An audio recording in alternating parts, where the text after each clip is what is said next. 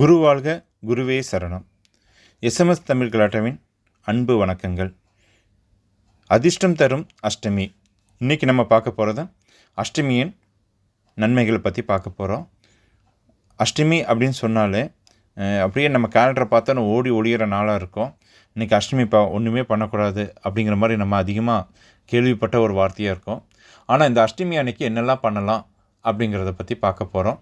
பொதுவாக அஷ்டமின்னு சொன்னால் அந்த அன்னைக்கு ஒரு காரியத்தை தொடங்கினா அது முடிவில்லாமல் போகும். அப்படிங்கிறதுனால அஷ்டமி அன்னைக்கு எதுவும் பண்ண வேண்டாம், புது காரியத்தை தொடங்க வேண்டாம்னு சொல்லுவாங்க. ஆனால் என்னெல்லாம் தொடங்கலாம் அப்படிங்கிறத பற்றி பார்க்க போகிறோம். என்னெல்லாம் தொடங்கக்கூடாது அப்படிங்கிறத பற்றி பார்க்க போகிறோம். செய்யக்கூடாது அப்படிங்கிறது என்னென்னு பார்த்தோன்னா, திருமணம், நிச்சயதார்த்தம், பெண் பார்க்க போகிறது. முதல்ல ஒரு பெண் பார்க்க போகிறோம் அப்படின்னா அதெல்லாம் இதை பண்ணக்கூடாதுங்க. ஏன்னா என்ன காரியத்தை தொடங்குறோமோ அந்த காரியம் மறுபடியும் நடக்கிற ஒரு பாக்கியம் கிடைக்கும். அப்படிங்கிறப்போ இந்த மாதிரி நம்ம வாழ்க்கையில் ஒரே ஒரு டைம் பண்ணக்கூடிய திருமணம், நிச்சயதார்த்தம் இதெல்லாம் நம்ம பண்ணக்கூடாதுங்க. அப்புறம் என்ன பண்ணலாம் அப்படின்னு சொன்னால், அந்த அன்னைக்கு அஷ்டமி தேதி அன்னைக்கு தங்கம் வாங்கலாங்க. புதுசாக ஒரு தங்கம் வாங்குகிறோம், வீட்டுக்கு ஒரு சேமிக்கிறோம், ஒரு பேங்கில் கொண்டு போய் பணம் போடுறோம், டெபாசிட் பண்ணுறோம் அப்படின்னா பண்ணலாங்க. என்ன காரியம் பண்ணுறோமோ அது திரும்ப திரும்ப நடக்குங்கிறப்போ, இந்த மாதிரி ஒரு சுப காரியங்கள்லாம் பண்ணுறப்போ அது திரும்ப திரும்ப நமக்கு செல்வம் பெருகுங்க. இதை எப்படி தொடங்கலாம் அப்படின்னு பார்த்தோன்னா, தேய்பிற வளர்பிற அப்படின்லாம் ஒன்றும் கிடையாதுங்க. ரெண்டு திதியுமே நல்லது தான். எந்த அஷ்டமி திதியில் கூட ஆரம்பிக்கலாம்.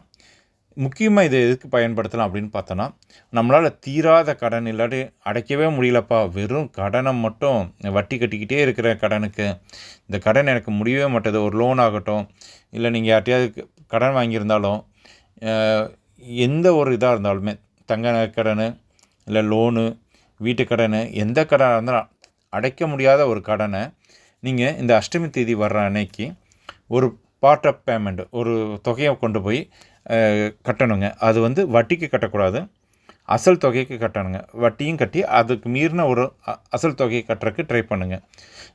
ஏன்னா நம்ம வட்டியை கட்டினோன்னா வட்டி மட்டும்தான் கட்டுற மாதிரி ஆகும். அதே மாதிரி இந்த ஒரு பொருள் வாங்குறக்கோ இல்லாட்டி கடன் அடைக்கிறக்கோ யார்கிட்டையும் போய் கடனாக வாங்கி மறுபடியும் கொண்டு போய் அந்த பொருளை வாங்கவோ இல்லை கடனை அடைக்கவோ பண்ணக்கூடாதுங்க.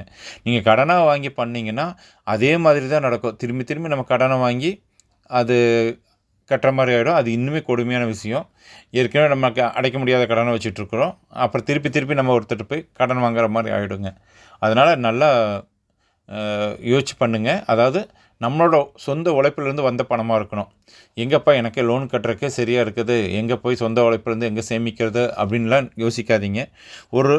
உங்களால் முடிஞ்ச அமௌண்ட்டு ஒரு வாரமோ இல்லை மாதமோ ஏதோ ஒரு சம் அமௌண்ட்டு, ஒரு 500 1000 ஏதோ ஒரு அமௌண்ட்டை நீங்கள் தனியாக எடுத்து வச்சு, 100 ரூபா 500 1000 ஏதோ ஒரு அமௌண்ட் எடுத்து தனியாக வச்சு ஒரு 2 மாதமோ 1 மாதமோ 2 மாதமோ அதை பொறுமையாக எடுத்து வச்சு அந்த ஒரு தொகையை கொண்டு போய் நீங்கள் அசல் தொகைக்கு கட்டுங்க. நகை கடனுக்கோ லோனுக்கு ஏதோ ஒன்றுக்கு அந்த தொகைக்கு கட்டினீங்கன்னா சீக்கிரமாகவே உங்களுக்கு அதே கடன் அடையிறதுக்கு வாய்ப்பு கிடைக்குங்க. அது மாதிரியே திரும்ப திரும்ப வாய்ப்பு கிடைக்கும். அந்த பணத்தை கொண்டு போய் அசல் தொகையை கட்டக்கூடிய ஒரு வாய்ப்பு கிடச்சிக்கிட்டே இருக்குங்க. அஷ்டமி தேதி அன்றைக்கி நகை வாங்குறது ரொம்ப ரொம்ப சிறப்புங்க. நகை விற்கிற விலைக்கு நகை எப்படிப்பா வாங்குறது அப்படிங்கிற மாதிரிலாம் யோசிக்காதீங்க. இப்போ ஜிஆர்டி மாதிரி ஒரு நகை கடையிலலாம் பார்த்திங்கன்னா 100 மில்லியிலேருந்து சின்ன சின்ன காயின்ஸ் வச்சுருக்குறாங்க. முன்னாடிலாம் 1 கிராம் 2 கிராம் தான் காயின் கிடைக்கும். அந்த மாதிரி இல்லாமல் ஜிஆர்டி நகை கடையிலலாம் பார்த்திங்கன்னா 100 மில்லி 200 மில்லி அப்படின்னு குட்டி குட்டி காயின்லாம் வச்சுருக்காங்க. நம்மளால் எவ்வளோ பணம் முடியுமோ குறைஞ்சது 1 கிராமாவது வாங்குங்க. ஏன்னா நகை விற்கிற விலைக்கு இப்போ பார்த்திங்கன்னா எப்படி சொல்கிறது, ஒரு 10 வருஷத்துக்கு முன்னாடி இருந்த நகை விலைக்கு அன்றைக்கி நம்ம இன்வெஸ்ட் பண்ணியிருந்தோன்னா இன்றைக்கி அதோட ரேட் ஜாஸ்தி. நீங்கள் எந்த ஒரு பொருள்லேயும் வராத ஒரு ரிட்டர்ன்ஸ் பார்த்திங்கன்னா அந்த மண்லேயும் பொண்ணுலேயும் மட்டும்தான் வருது எப்போதுமே. அப்படி இருக்கிறப்போ நம்ம தங்கம் சேமிக்கிறது ரொம்ப ரொம்ப நல்லது. அப்படி இருக்கிறப்போ இந்த மாதிரி அஷ்டமி நாளில் தொடங்குங்க. நான் சொன்ன மாதிரி 100 மில்லியிலேருந்து கூட ஒரு சில கடைகளில் கிடைக்கிறப்போ அந்த வாய்ப்பையும் யூஸ் பண்ணுங்கள். திரும்ப திரும்ப ஒரு வாங்கக்கூடிய ஒரு பாக்கியம் கண்டிப்பாக உண்டாகும்.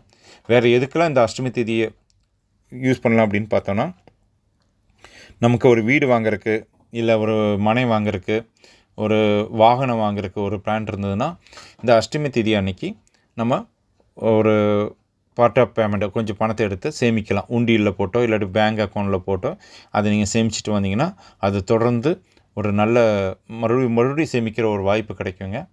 இந்த மாதிரி சேமித்தும் வாங்கலாங்க. முக்கியமாக தங்கம் வாங்கலாம். நீங்கள் எந்த ஒரு இன்வெஸ்ட்மெண்ட்டுக்கு பணம் சேர்க்குறதா இருந்தாலும் இல்லை பொருள் வாங்குறதுக்கு பணம் சேர்க்குறதா இருந்தால் அஷ்டமி தேதி அன்றைக்கி பொருளுக்கு பணம் சேர்க்கலாம். தீராத கடனுக்கு ஒரு பார்ட் பேமெண்ட்டையோ இல்லாட்டி கடனை ஒரு சின்ன கடனை கொண்டு போய் அடைக்க முடியும்னா அந்த சின்ன கடனை ஃபஸ்ட்டு அடைச்சிங்கன்னா மறுபடியும் கடன் அடைக்கக்கூடிய ஒரு வாய்ப்பு கிடைக்கும். இந்த மாதிரி ஒரு நல்ல ஒரு வாய்ப்பெலாம் கிடைக்கும். அதிர்ஷ்டம் தரும் அஷ்டமியை நீங்களும் யூஸ் பண்ணி பாருங்கள். எப்படி இருந்ததுன்னு சொல்லி கமெண்டில் சொல்லுங்கள். மீண்டும் ஒரு நல்ல பதிவில் உங்களை சந்திக்கிற வரைக்கும் நன்றி, வணக்கம்.